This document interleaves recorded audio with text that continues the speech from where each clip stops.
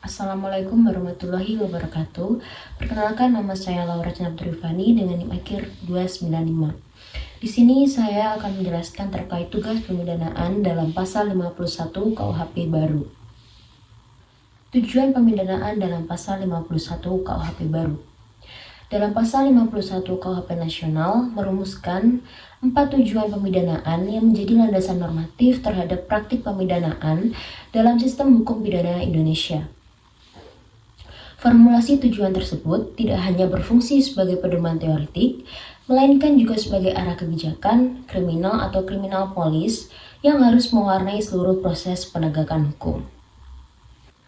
Yang pertama terkait pemidanaan, di mana pemidanaan ditujukan sebagai sarana preventif guna mencegah terjadinya tindak pidana. Pemidanaan dalam konteks ini memiliki fungsi untuk menegakkan norma hukum, memastikan kepatuhan masyarakat terhadap norma dan aturan, dan memberikan perlindungan secara yuridis terhadap kepentingan umum. Dengan demikian, pemidanaan dapat dipahami sebagai instrumen untuk mempertahankan ketertiban umum dan menjamin rasa aman bagi masyarakat. Yang kedua terkait pemidanaan yang diarahkan pada upaya memasyarakatkan kembali terpidana melalui sistem pembinaan dan pembimbingan.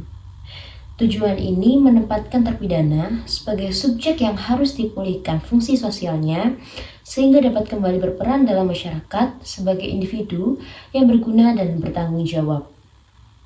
Yang ketiga terkait pemidanaan yang bertujuan untuk menyelesaikan konflik yang timbul akibat tindak pidana. Kejahatan ini dipandang bukan hanya sebagai pelanggaran terhadap ketentuan pidana, tetapi juga sebagai peristiwa yang dapat memicu ketidakseimbangan sosial. Oleh karena itu, pemidanaan harus berperan dalam memulihkan ketertiban, keharmonisan, dan juga kestabilan sosial. Yang keempat, terkait pemidanaan yang dimaksudkan untuk menumbuhkan kesadaran moral dan rasa penyesalan terhadap pelaku. Tujuan ini menekankan aspek psikologis dan etik dari pemidanaan, yaitu mendorong terpidana melakukan introspeksi dan memahami kesalahannya dan melepaskan beban rasa bersalah. Penjelasan mendalam tentang pemasyarakatan dan pembinaan. Konsep pemasyarakatan sebagai tujuan pemidanaan merupakan manifesti dari paradigma modern dalam ilmu hukum pidana, di mana orientasi pembalasan atau retributif ini mulai bergeser ke arah pendekatan rehabilitatif dan restoratif. Pemidanaan dipahami bukan sebagai tindakan represif semata, melainkan sebagai mekanisme institusional untuk membina dan memulihkan terpidana agar dapat kembali menyatu dengan masyarakat. Yang pertama, yaitu terkait pergeseran paradigma dari retribusi ke rehabilitasi. Dalam paradigma tradisional, hukuman ditempatkan sebagai bentuk pembalasan atas perbuatan jahat. Namun, pemikiran modern melihat bahwa pendekatan demikian tidak selalu efektif dan mencegah residivis. Oleh karena itu, pemidanaan diarahkan untuk mengembangkan potensi terpidana, membangun kesadaran hukum, dan menciptakan perubahan perilaku yang permanen. Pendekatan masyarakat menempatkan terpidana sebagai manusia yang memiliki kemampuan untuk berubah, sehingga negara berkewajiban menyediakan sarana, fasilitas, serta lingkungan sosial yang kondusif bagi proses pembinaan. Poin yang kedua terkait pembinaan moral dan spiritual. Pembinaan moral meliputi penanaman nilai etika, kejujuran, tanggung jawab, kedisiplinan, serta pemahaman mengenai akibat sosial dari tindak pidana. Nilai-nilai ini bertujuan untuk membentuk karakter terpidana agar mampu menyesuaikan diri dengan norma hukum dan sosial.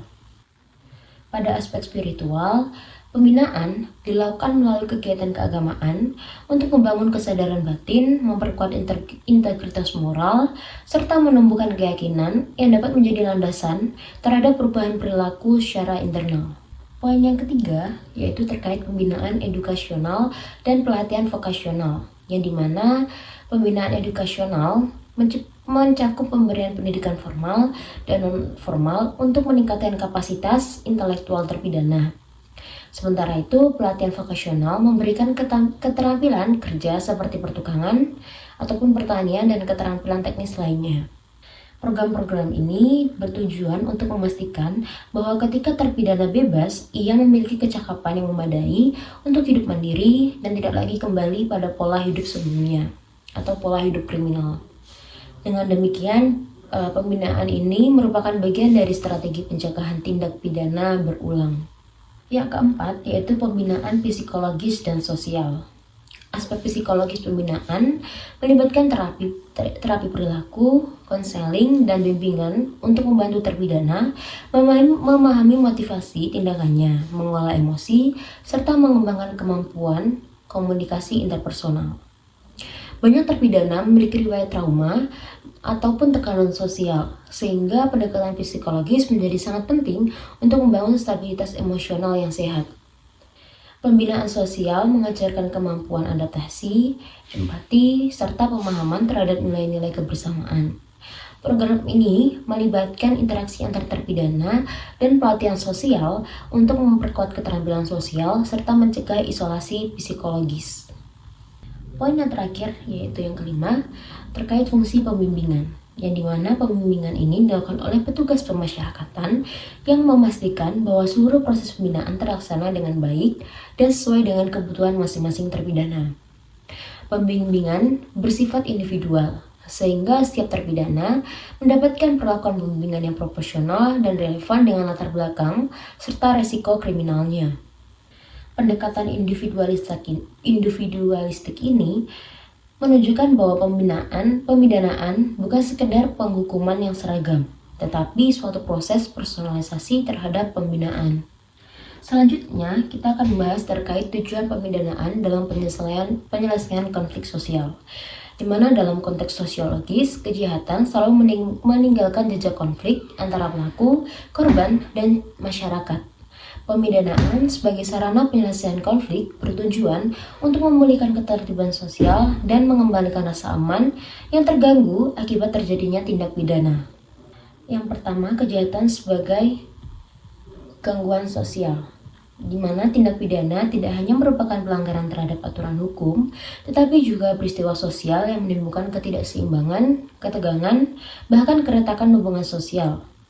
Kerugian yang ditimbulkan tidak terbatas pada korban saja, tapi juga masyarakat secara luas. Oleh karena itu, pemidanaan harus memiliki dimensi sosial yang mampu menjawab berbagai dampak tersebut. Poin yang kedua yaitu terkait keadilan restoratif sebagai pendekatan penyelesaian konflik, di mana pemidanaan dalam konteks penyelesaian konflik selaras dengan konsep keadilan restoratif atau restorative justice.